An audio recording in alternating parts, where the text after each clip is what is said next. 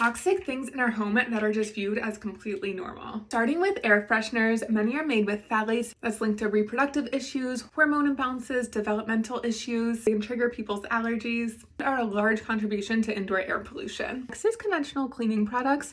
We already know that they're toxic to ingest, but they're also not great to breathe in or to be touching surfaces that have been cleaned with them. And one is plastic food containers. This is because certain chemicals can leach from the plastic into the food, especially when the food is heated. On that same line of things, bottled water and tap water are the leading sources of ingesting microplastics. So it's time to get a glass or a stainless steel water bottle and to filter your water too. Next is perfume. Similar to air fresheners, can disrupt your hormones. The goal is to make it simple and affordable for people to live a holistic lifestyle. So I wouldn't even recommend making all of those swaps at once. I think it's best to do one swap at a time. So I listed them all out, and then I have their non-tox or low-tox swap right next to it. I have that listed on my website as a blog post for you. Let me know if you want a part 2.